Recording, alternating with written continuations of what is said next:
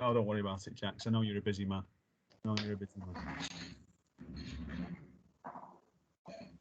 Okay, good afternoon. Welcome to the first official, official whole school launch of the 12th Man podcast. The idea behind the podcast is to get boys, girls, men, women, anybody who's interested in the topic of football, who likes a bit of a discussion and a debate and get their opinions across, to come together and in a time where we are used to speaking to a computer and we are used to spending a lot of time at our laptops, actually do something that we enjoy that is away from the classroom and is away from the working environment. Okay. Today I am joined by a couple of new members to the group, or several new members. So we've got Jax Edwards in year 7. We've got Harrison in year 7. We've got Marcus joining us today from year 9 to represent. We've got Bailey, our resident Blackburn fan, joining us from year 7, and our staple of any good podcast, which is Mr. Ewan Vickery, for his expert analysis and views and opinions. I want to dive straight into it, boys, okay? You know my allegiances because it's on my chest and because I shout it from the rooftops at all occasions. These flags, these scarves, these memorabilia in my office. You know that I'm a City fan. I'm going to spend 15 seconds telling you what I loved about yesterday's relatively simple victory at Arsenal. Raheem Sterling shouldn't be winning headers in a box and did after 2 minutes. City didn't capitalise on the numerous other chances they had, but what impresses me most about my team at the minute is that defensively they had the soundest defence I think I've seen in a very, very, very long time. And Harrison is going to come at me in a bit because he's got a very difficult task. His boys down at the London Stadium of trying to penetrate that defence when they come up against City in the not too distant future. So City 1, Arsenal 0 was a nice, easy one to start us off with. I will start with Jax. Jax, talk me through Burnley's game at the weekend. Give me a 30-second review. Give me your thoughts and opinions on your football at the minute. I almost fell asleep. Okay, so it was that interesting. So Jaxie boy nearly fell asleep because a rather dull result from the weekend. What didn't you like? Was there anything you did like, Jax? The red card, it was a stupid decision from the defender. Yeah. However, if he did let it go through, then Vidra would have been through on goal against the keeper one-on-one, and he probably would have scored. Yeah. So, and then Burnley played all right, but we should have took our chances better. Is it points dropped though against the team who are in a precarious position at the bottom of the table? Should you have been winning games like that at home to a possibly, but a draw's not a bad result. It's better than a loss because you keep going over and I think we're I don't know how many points we are clear at relegation, but I think it's 7 or 8. Fair few. And so that's a lot down right there, and then you get because West Brom, Sheffield aren't going to get 7 points without us getting any points. Yeah, I agree. I think if there's one team that can get out of it at the minute, it's Fulham. Fulham have put a bit of a streaky run together and look like they could put a few wins together. I think. Yeah, I think. Sheffield United are definitely getting relegated for me. Yeah, definitely. They're on the way back down. Yeah. I agree with Sheffield United and West Brom going, and like you say, I think Burnley will be safe for another season. Yeah, and this takeover is positive going forward. Okay, Harrison, I'm going to jump to the opposite end of the table. So instead of being in and around the bottom echelons of the table, West Ham are riding high in the top 4 as of Monday morning towards the end of February. What are your thoughts on your weekend's performance? Is Moisey the manager of the year so far, taking that West Ham team? He's a good manager and all, but I reckon we could have scored more if we just had more offensive attitude. Okay. But Jesse Lingard's helping the team out a lot. So Jesse's a positive because, again, I've followed Jesse Lingard's career quite closely. I don't personally like him as a player. I thought he was overrated when he first broke into the United team. However, what I will say is that clearly he's got a good relationship with your manager, and clearly he needed a change from United, and West Ham are obviously benefited from that. So is he the sole reason, or is the rest of the team pulling the weight this year, Harrison? Well, obviously because Jesse Lingard joined later season, we did lose a couple of games in the start of the season, but once we've got him, he's been working well with players like Ben Rama and really skillful players. On the goal that he scored, the second goal, he played a really good 1-2 with Fornells and strikes it with his left foot. Excellent. Well, listen, for me, West Ham is a club that I've always quite liked. I've had a little bit of a soft spot for West Ham. So it's nice to see them doing so well. And David Moyes being ex-United, I quite liked him seeing do poorly at Old Trafford. And I'm obviously enjoying seeing that he is showing some sort of form like he was with Preston and with Everton previously. It didn't go so well with him at Sunderland and when he went to Spain. But good to see him. Good to see him doing something good with West Ham. Right, moving on to the Red Boys across the city from me. I'll start with Marcus Briggs. Routine win against a poor at the moment Newcastle team. Was it great United or was it terrible Newcastle? Good. Rashford was the best. Okay, so Rashford managed to break the offside trap for once, which is unusual. Me and you have discussed this point in the past. Yeah. I'm gonna very, very controversially change the topic, and this links into the VAR debate that we'll go on to next. But I saw a little clip of the Harry Maguire off the ball, slight elbow issue that wasn't picked up by VAR. Looked a bit of a naughty one to me.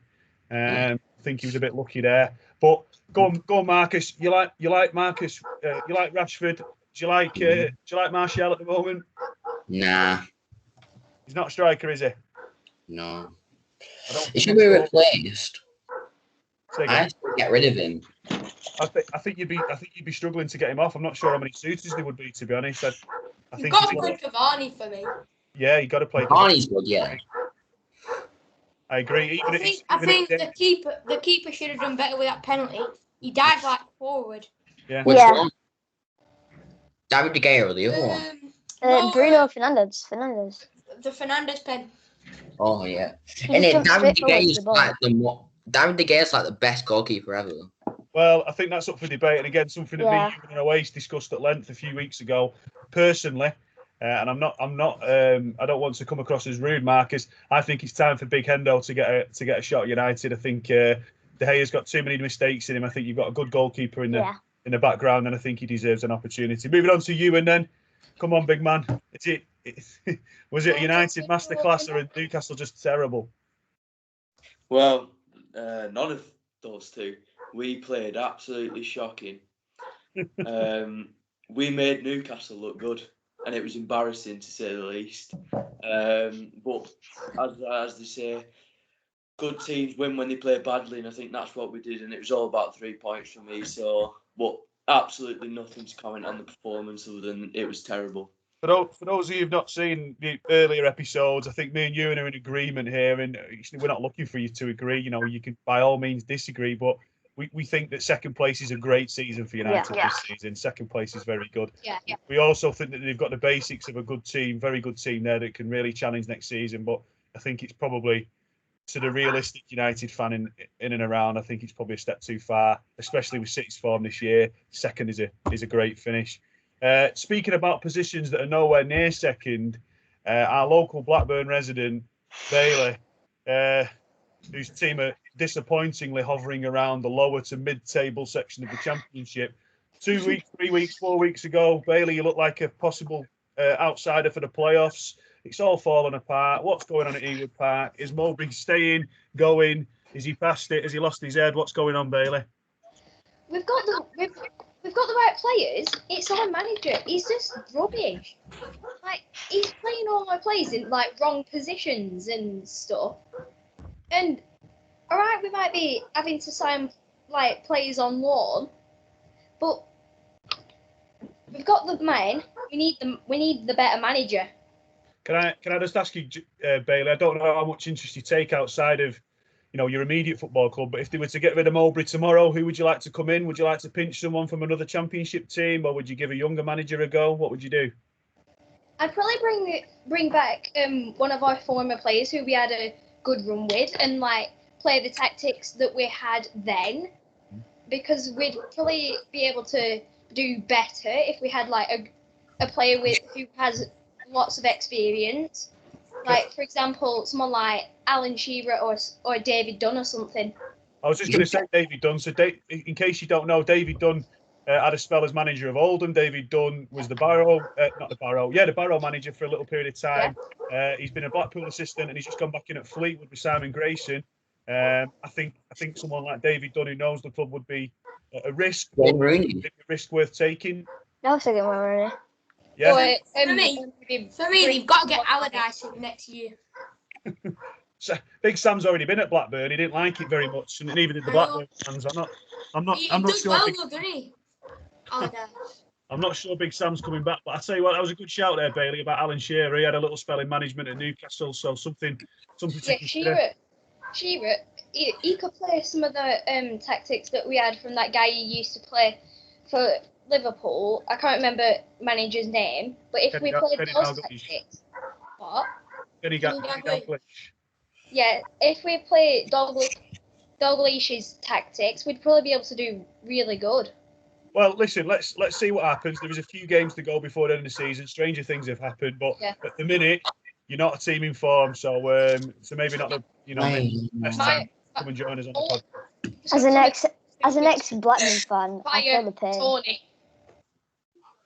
You as an ex Blackburn fan, Harrison? Yeah, I used to support Blackburn. You gave up just years because ago. of Jordan Rhodes. Just because of Jordan Rhodes. I have a shirt signed by him. Jordan Rhodes, right? Hey, listen, Rhodesy was a good player. I liked him. He was. Right. I liked him a lot. Just keeping this moving. Just thinking about this going forward now. This is a bit of a general discussion, and feel free to jump in at any time over the next 5 minutes. Bailey, this is not me being critical, but VAR isn't in play in the Championship, so maybe not something that you come across on a regular basis, but you will watch it when you watch Sky and BT and Amazon or whatever for the other games. Is it just the biggest waste of time, or is it actually positively impacting our game? Was it brought in for 15mm offside decisions and still missing the obvious? Should Mohamed Salah VAR make silly decisions? Yeah. I agree. They need to use it better. Like what?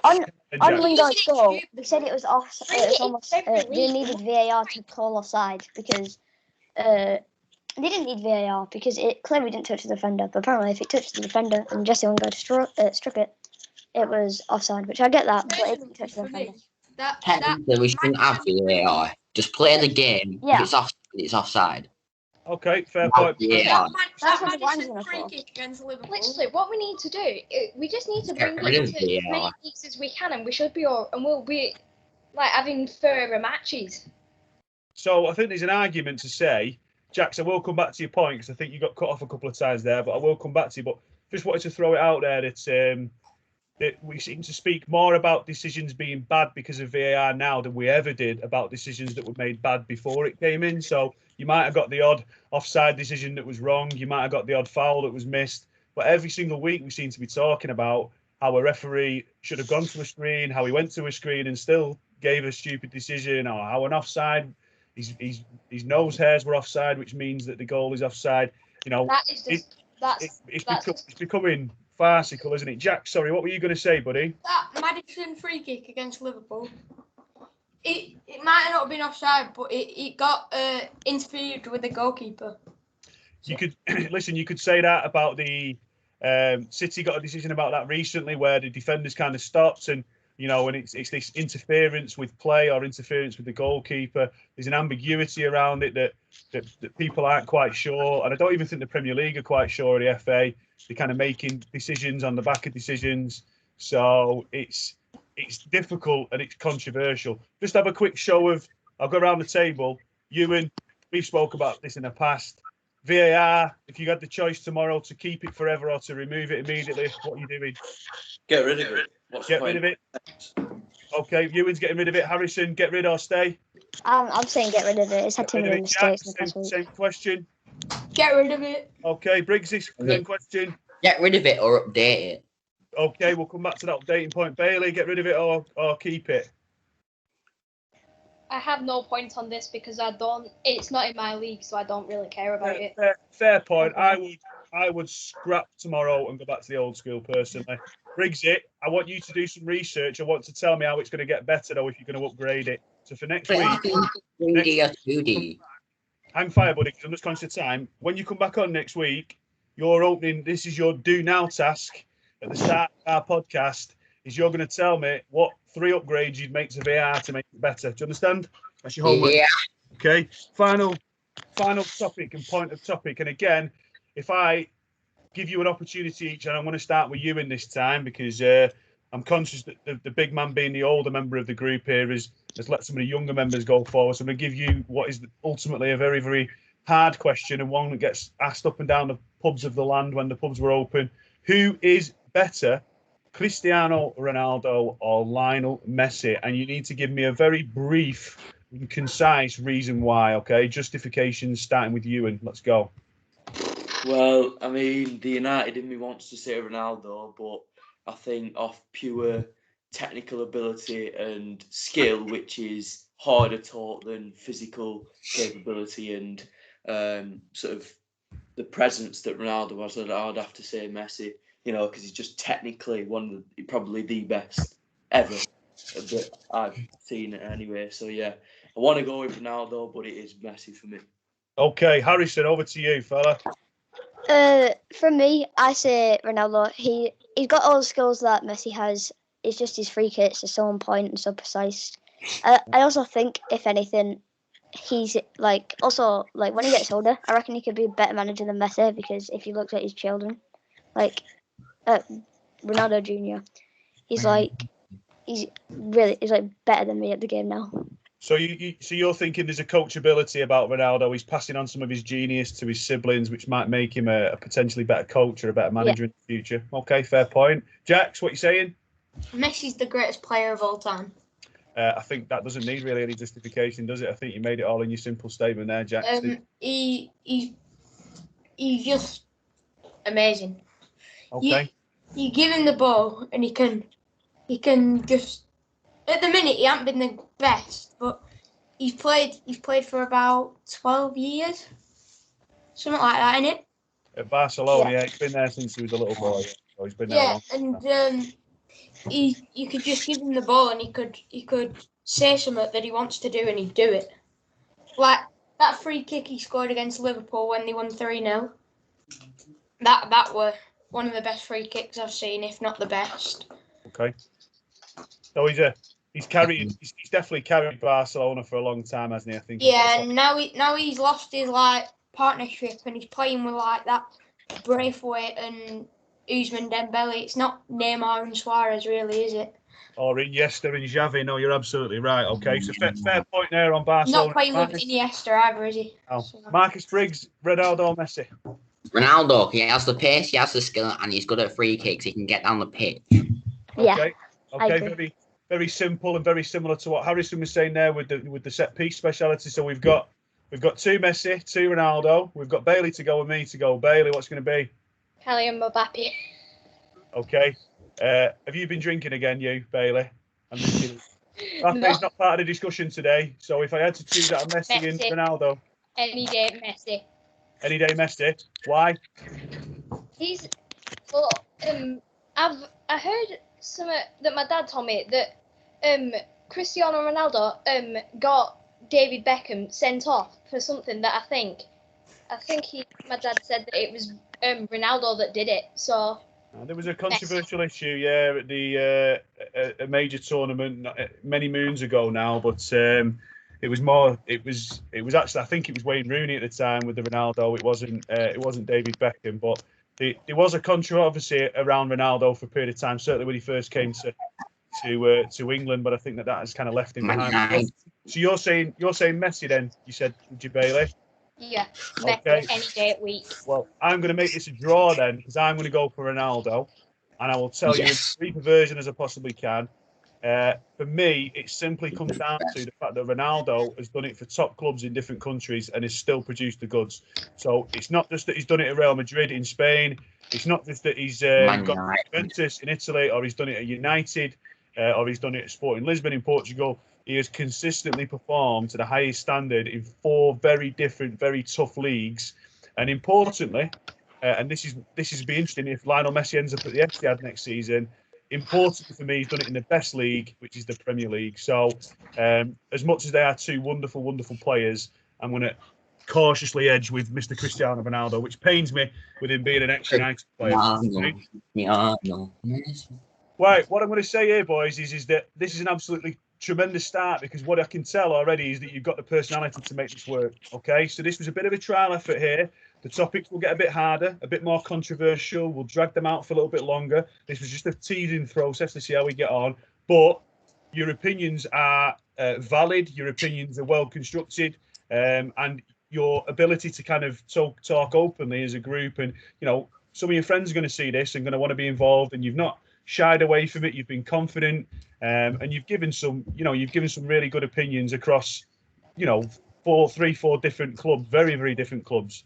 West Ham and Blackburn, vice versa. City and Burnley, and those United are. We don't really care about those lot, but it's not easy, boys, to come on and to speak as openly as you have, and so have year 7, year 10, year 9, and myself on a call is brilliant. Okay, if you would stay on the line, please, boys, because I'm gonna stop the recording in a second. But I appreciate everybody for taking part. And this was the first proper episode of the 12th Man podcast.